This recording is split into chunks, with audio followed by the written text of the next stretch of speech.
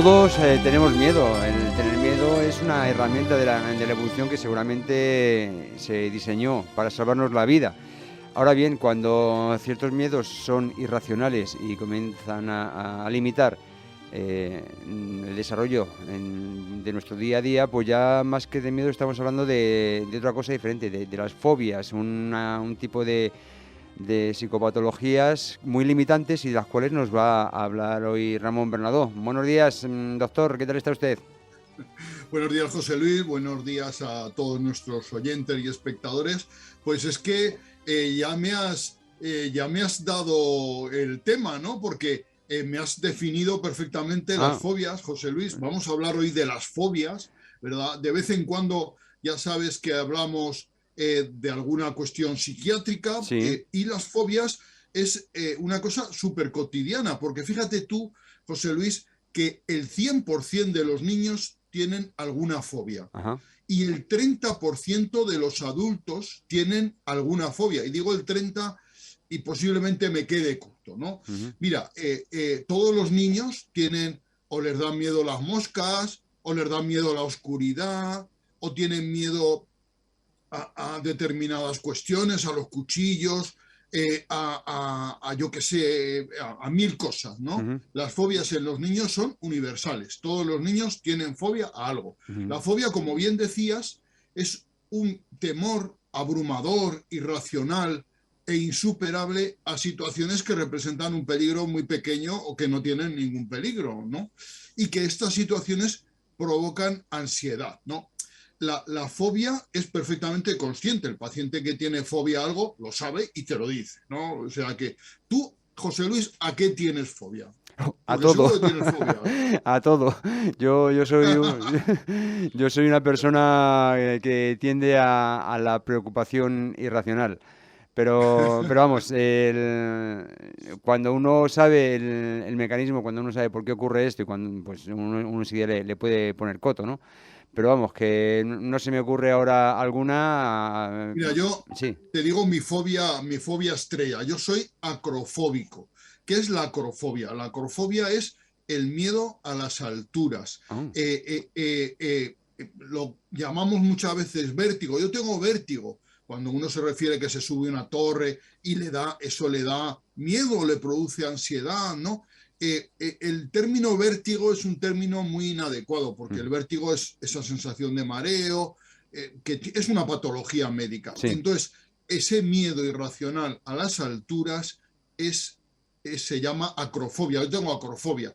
Y la acrofobia se refiere más al riesgo. O sea, si tú subes una torre muy alta, yo qué sé, yo voy a Zaragoza, subo la Torre del Pilar, que son 60 y tantos metros, y si veo que eso está seguro, que tiene un muro seguro, que tiene un cristal, me da poca acrofobia, me da poca Uh-huh. ansiedad, ¿no? En cambio, si subo a un sitio donde hay un barandal que es bajito, que no tiene cristal, que te asomas y ves el vacío, eso me da una fobia total, ¿no? Uh-huh. Me acuerdo que subimos en Benidorm a la torre, al hotel, que sabéis que en Benidorm está el hotel más alto de Europa y que tiene una vista excepcional. A mí que me atraen mucho esas cosas, subí, pero soy incapaz de asomarme y además lo paso fatal viendo cómo se asoman los demás, sobre todo si son personas allegadas a mí. Uh-huh. Eso es la acrofobia, ¿no? La acrofobia es ese temor irracional. Uh-huh. Mira, la fobia, ¿cómo se manifiesta? Pues temor ante situaciones específicas, ¿no? Son muy diversas. Hay personas que tienen miedo a las arañas, como esta chica que tenemos aquí detrás mío, Uh-huh. ¿no? Hay personas que tienen miedo, yo que sé, a volar en avión, a ir en coche, a los ascensores, a los espacios cerrados, a los espacios abiertos, a muchísimo, ¿no? Y hay muchas fobias a animales o a insectos, a perros, arañas, generalmente animales bastante conocidos. También hay personas que tienen temor a la sangre o a las inyecciones o a las agujas o a los procedimientos médicos o a los dentistas, que a los dentistas hay que tenerles Uh-huh. doblemente temor, primero por el dolor que te pueden causar y Y después por el segundo por lo que te sablazo. van a cobrar, ¿no? O sea que, entonces, Bueno, y también hay fobia pues, a los vómitos, a los ruidos fuertes, a los payasos. O sea, uno puede tener fobia de todo en la vida. Ujú, Las fobias no suelen ser únicas. El que tiene una fobia tiene más probabilidades de tener más fobias. ujú, Los ejemplos más extremos se suelen dar en la acrofobia, que es el temor a las alturas, y ujú. la claustrofobia, que es el temor a los espacios cerrados. Hay personas que no pueden usar el ascensor, que no pueden estar en habitaciones pequeñas, ¿verdad? Y las fobias pues tienen graduación, pueden ser desde muy intensas, o sea, personas que de ninguna manera subirían a una torre ni subirían a una torre y que tienen fobia, por ejemplo, viendo una película en la que sale un actor desde una altura impresionante y eso les da sensación de ansiedad también. O Ujú, sea, puede haber, y hay personas que tienen una fobia relativamente pequeña, controlable, ujú. ¿verdad? Una Cuando pregunta, consulta, has dime, mencionado, por ejemplo, pues una fobia muy común como es la claustrofobia, el miedo a los espacios cerrados. Sin embargo, también existe la agorafobia, que es todo lo contrario, el miedo a los espacios abiertos. abiertos, efectivamente. Los mecanismos de las fobias son los mismos en ambos casos, simplemente que la manifestación final es la misma. Claro, efectivamente, uno tiene ese miedo irracional a cosas, ¿no? Ujú, O a situaciones. Y efectivamente el mecanismo y los síntomas son los mismos. O sea, ujú, uno tiene siempre esa ansiedad, ese temor irrefrenable, ¿no? Tanto sea para espacios abiertos como cerrados. Depende de la intensidad. Hay personas agorafóbicas que les puede afectar la vida. Por eso la pregunta es, ¿cuándo consultar a un médico? ¿Cuándo ir al psiquiatra por una fobia? ujú, Pues cuando esta te afecta a tu actividad normal. O sea, una persona que tiene, por ejemplo, agorafobia y no puede salir de su casa, no puede salir de su casa ni siquiera a la esquina a comprar el pan, tiene que consultar al médico. Eso está claro, eso no es, le interfiere en su vida normal. Yo, por ejemplo, que tengo acrofobia, pues, aún hago el esfuerzo de subir a las torres para luego pasarlo mal, es un poco paradójico, pero claro, no afecta a mi vida normal, yo hago una vida dentro de lo que cabe normal, entonces eso pues no tenemos por qué pensar que eso debo de consultar a un médico, ¿no? Y luego uno puede decir, coño, es que yo tengo miedo a las serpientes, consultaría a un médico, no, ¿para qué? Evita las serpientes, ujú, no te las vas a encontrar cotidianamente. Si vas al zoológico, no entres al rectinario. Ya está. Las ujú, consultas de evitación, ¿no? Las conductas de evitación, pues no están mal. ujú, Mira, respecto a las causas de ujú, las fobias, hay muchas veces que hay experiencias negativas que se producen en la infancia, ¿no? ujú. Muchas fobias se deben pues, a que te ha mordido un perro de niño, Sí. o que has tenido, o que alguien te ha hecho una gracia y de niño te ha levantado por encima del barandado de una torre y te ha hecho como si te tirara y eso te marca, ¿no? Ese Jolín con tipo la de cosas, gracia. esas experiencias negativas, ya sabes que con los niños se hacen muchas gracias. Sí, sí, sí, bueno, en fin. Luego, por ejemplo, la genética influye y el medio ambiente, ¿no? Que son factores que van muy controlados, porque si un padre es acrofóbico, es muy probable que el hijo lo sea también. Ujú. ¿Me explico? O sea que, y ahí no sabemos hasta qué punto es la genética o también la influencia del padre. El No, padre, cuando, evidentemente el entorno condiciona, eso es una máxima claro, psicológica. tú fíjate, cuando mis hijos eran pequeños, subíamos a una torre, yo los agarraba con fuerza, los Ujú, apartaba y claro, eso se transmite, ¿no? Se ujú. transmite. Oye, Y luego, Ramón, aparte de todas estas causas, ¿no? Que puede ser un determinado traumatismo, una circunstancia educacional o del entorno, eh, ¿existe una cierta predisposición fisiológica, no lo sé, relacionada con la química o la electroquímica cerebral, que a lo mejor personas que tengan menos flujo de serotonina o de melatonina sean más tendentes a padecer fobias? No lo sé si esto también bueno, existe.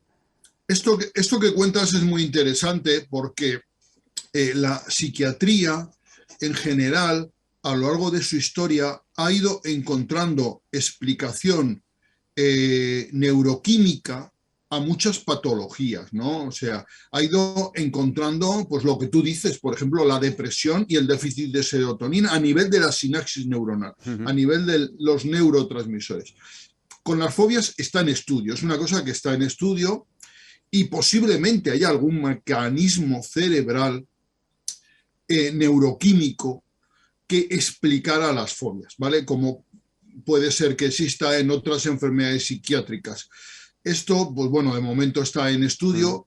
Tiene importancia, mucha importancia estos estudios, porque si imagínate una persona que tiene agorafobia, que no puede salir de su domicilio bajo ningún concepto, le pudiéramos dar un fármaco que corrigiera estos procesos, ¿no?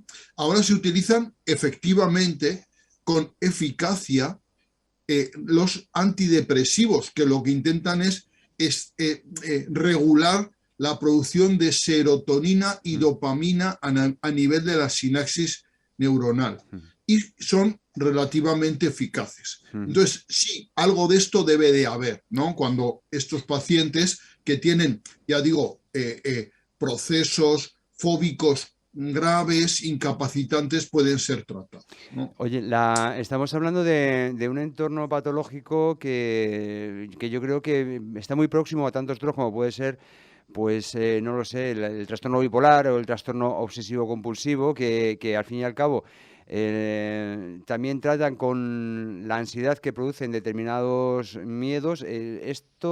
Las fobias pueden llevar a algunos de estos trastornos o viceversa. Estos trastornos pueden traer fobias. Claro, es un totum revolutum muy complejo, teniendo en cuenta que se desarrolla Claro. dentro de nuestro cerebro ese gran desconocido. Mira, has mencionado el trastorno bipolar, ya hablamos de él, Ujú. eso es un trastorno psiquiátrico grave que es muy diferente a las fobias. Los trastornos de estos que has hablado, el trastorno obsesivo compulsivo, es otro trastorno diferente. En los dos casos, en los trastornos fóbicos y en los obsesivos compulsivos, hay cuestiones comunes, ¿no? Como puede ser la ansiedad que produce, ¿no? Son dentro del ámbito de los trastornos de ansiedad, ¿no? Entraría en esto.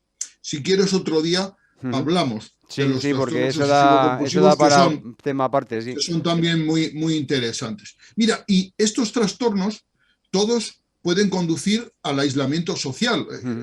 determinadas, la agorafobia, la fobia social. Ya sabes que la fobia social se llama a ese miedo irrefrenable a hablar en público, Ujú. pero a veces se puede hacer tan intenso que es incluso hablar en pequeños grupos, en grupos de amigos. O sea, yo hace poco tenía una paciente en la consulta que me decía, si es que a mí me da miedo hablar cuando estoy en la mesa sentada con mis padres y mi novio y no puedo evitarlo, me da miedo y me estoy callada por eso. O sea, eso es un caso extremo de No, fobia a ver, social, ¿no? a mí también me da miedo hablar en público, por eso estoy siempre solo en el estudio.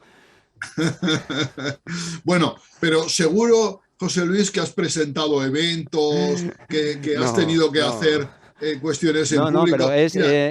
Mira, era la bromilla, pero me da que pensar, ¿no? Yo, por ejemplo, pues claro, ahora estoy hablándole a la audiencia de la mañana de Guadalajara, como hice ayer, como haré mañana y como es mi vas a hacer trabajo, ¿no? muchos días Sí. de tu vida, porque la radio Sin es tu vida. embargo, cierto es que, pues que en determinados foros no es que me dé miedo hablar, sino que como que te retraes un poquito más, ¿no? No sé si exactamente Sí. tiene que ver. Mira, la fobia social, que es eso que hablamos, pues yo que he hablado a lo largo de mi vida muchas veces en público, que tengo, que no me da miedo, que no me Ujú. impresiona, ¿no? Me acuerdo una vez que salí a dar un premio de la crítica en el Festivo, que, ¿sabes? El Buero Sí. Vallejo lleno de público y tal, y tenía que decir, bueno, el premio de la crítica es para el corto, y Ujú. a Sí. leerlo y decirlo, o sea, una cosa súper fácil, y digo, antes de salir, digo, ¿y si ahora me olvido de lo que tengo que decir? Fíjate tú qué temor tan estúpido, ¿no? Bueno, a ver, Pero esas ¿cómo puede ser son esto? Digo, circunstancias que de muy. pronto me entre miedo a decir algo que es sencillo, ¿no? O sea, esos miedos existen, o sea que, Circunstancias claro, muy, muy concretas. A ver, la cuarta pared impone muchísimo. El decir, claro. estás hablando, simplemente ves ahí un cuadrado negro delante y los focos mirándote a ti. A ver, no es. Yo creo que no sería para preocuparse porque eso le pasaría a cualquiera que no No, esté claro, habituado claro, a. yo de eso no me preocupo.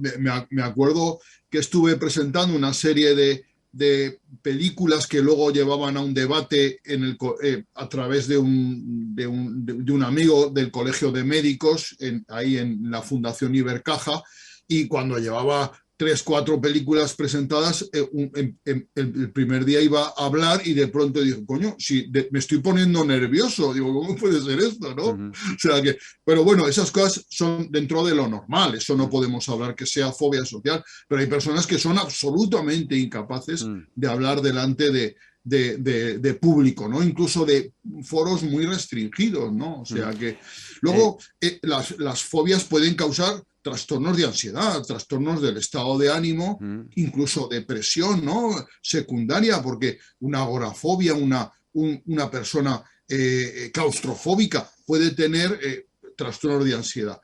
Y esto a veces puede derivar al abuso de sustancias, al consumo de alcohol y de drogas, de benzodiazepina sobre todo, ¿no?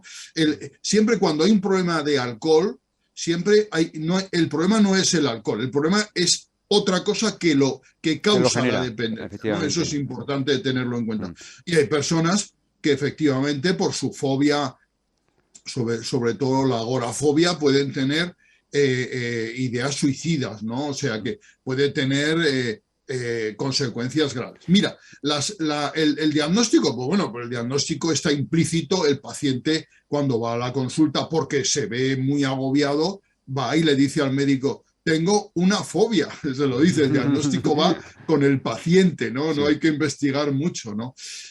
¿Cómo se trata esto? Mira, te lo sigo muy rápido. Mm, Primero, las terapias de exposición. Esto es muy conductista, sí. pero si uno tiene miedo a las alturas, mi recomendación es que suba muchas veces a las Mm, torres, que se asome, que se agarre bien, que se suelta, que intente asegurarse.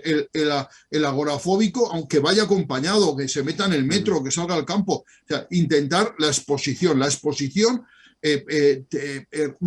junto con lo cognitivo. ¿Lo cognitivo qué es? Lo cognitivo es racionalizar el asunto, decir, no, vamos a ver, ¿por qué tengo que tener yo miedo a asomarme a una altura? Si hay una valla estupenda, si no me voy a caer, me explico, eso es una tontería. O sea que no tengo que tener miedo a eso. Eso es importante. Si uno hace un ejercicio cognitivo, se va a sentir más seguro, ¿no? Si encima recibe ayuda a otra persona, no te preocupes que yo te agarro, asómate al balcón, carita de azucena, y no pasa nada, que no te va a pasar nada. mm, Eso ayuda, ¿no? La terapia de exposición y la terapia cognitivo-conductual son de gran ayuda, y mm, yo invito siempre a los pacientes que no tengan problema, que lo intenten, que no les pasa nada, que además eso es la idea es esa, saber que tú lo haces y después te va a dar ansiedad, lo vas a pasar mal, pero no te va a pasar nada y después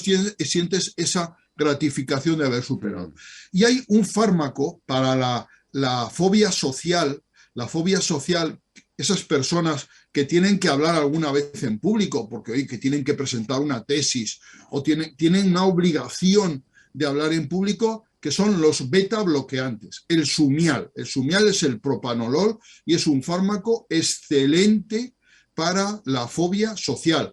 Yo lo recomiendo mucho. Eso, si uno tiene que hablar por la mañana, se toma un propanolol, un Sumial por la noche y otro media hora antes, el pulso se le va a bajar, la ansiedad le va a disminuir y puede hablar en público y solventar esa situación. mm. Eso, si alguna vez alguien lo necesita, acudirá a su médico y el médico le va a recetar Mm. puntualmente para ese momento el beta bloqueante, que suele ser muy eficaz. ¿Es Y específico luego, para fobia social? Quiero decir, si la muchacha que tienes detrás de ti mirando espantada a la araña, entendemos que padece aracnofobia, si se toma este medicamento o alguno de su clase, ¿puede paliar la ansiedad que le produce la aracnofobia? sí, mira, sería una cosa programada, ¿no? Uno no puede tomar ahí, pero si uno, por ejemplo, dice, bueno, yo voy a ir yo tengo miedo a las serpientes, ¿no? Pues voy a ir al reptilario del Zoo de Madrid,